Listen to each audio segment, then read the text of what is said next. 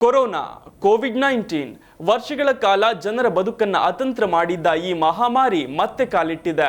ಜಗತ್ತಿನ ಹಲವು ದೇಶಗಳಲ್ಲಿ ಕೋವಿಡ್ ಪಾಸಿಟಿವ್ ಪ್ರಕರಣಗಳು ಹೆಚ್ಚಾಗ್ತಿವೆ. ಚೀನಾ, ಆಗ್ನೇಯ ಏಷ್ಯಾ ಭಾಗ, ಹಾಂಗ್ಕಾಂಗ್, ಸಿಂಗಾಪುರ ಮತ್ತು ಥೈಲ್ಯಾಂಡ್ನಲ್ಲಿ ಕೊರೋನಾ ಪ್ರಕರಣಗಳ ಏರಿಕೆ ಕಂಡು ಬಂದಿದೆ. ಕೋವಿಡ್-19 ಪ್ರಕರಣ ಮತ್ತೆ ಉಲ್ಬಣಗೊಳ್ಳಲು ಕಾರಣ ರೋಗ ನಿರೋಧಕ ಶಕ್ತಿಯಲ್ಲಿ ಕ್ರಮೇಣ ಇಳಿಕೆಯಾಗ್ತಿರೋದು ಎನ್ನಲಾಗಿದೆ.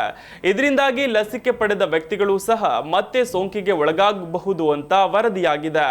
ಇದೇ ತಿಂಗಳಲ್ಲಿ ಸಿಂಗಾಪುರ ಮತ್ತು ಹಾಂಗ್ಕಾಂಗ್ ದೇಶಗಳಲ್ಲಿ ಕೊರೋನಾ ಸಕ್ರಿಯ ಪ್ರಕರಣಗಳ ಸಂಖ್ಯೆ ಹೆಚ್ಚಾಗ್ತಿದೆ.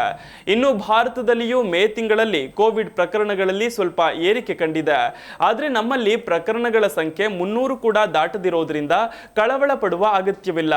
ಮೇ 5ರಿಂದ 12ರವರೆಗೆ 93 ಪ್ರಕರಣಗಳು ವರದಿಯಾಗಿದ್ರೆ ಮೇ 13ರಿಂದ 19ರವರೆಗೆ ಈ ಸಂಖ್ಯೆ 164ಕ್ಕೆ ಏರಿಕೆಯಾಗಿದೆ. ಈ ವಾರ ಕೇರಳದಲ್ಲಿ 1 ಸಾವು ವರದಿಯಾಗಿದೆ. ಮೇ ತಿಂಗಳಲ್ಲಿ ಭಾರತದಲ್ಲಿ 257 ಪ್ರಕರಣಗಳು ವರದಿಯಾಗಿವೆ. ಇನ್ನು ಕರ್ನಾಟಕ, ಕೇರಳ, ಮಹಾರಾಷ್ಟ್ರ, ತಮಿಳುನಾಡು, ಗುಜರಾತ್ ಮತ್ತು ದೆಹಲಿಯಂತಹ ರಾಜ್ಯಗಳಲ್ಲಿ ಮೇ ತಿಂಗಳಲ್ಲಿ ಪ್ರಕರಣಗಳಲ್ಲಿ ಸ್ವಲ್ಪ ಏರಿಕೆ ಕಂಡುಬಂದಿದೆ. ಆದರೂ ಸಹ ನಮ್ಮ ದೇಶದ ದೊಡ್ಡ ಜನಸಂಖ್ಯೆಯನ್ನು ಪರಿಗಣಿಸಿದ್ರೆ 257 ಪ್ರಕರಣಗಳು ಕಡಿಮೆ ಅಂತಲೇ ಹೇಳಬಹುದು. ಹೀಗಾಗಿ ಭಯಪಡುವ ಅಗತ್ಯ ಇಲ್ಲ ಅಂತಾರೆ ವೈದ್ಯರು.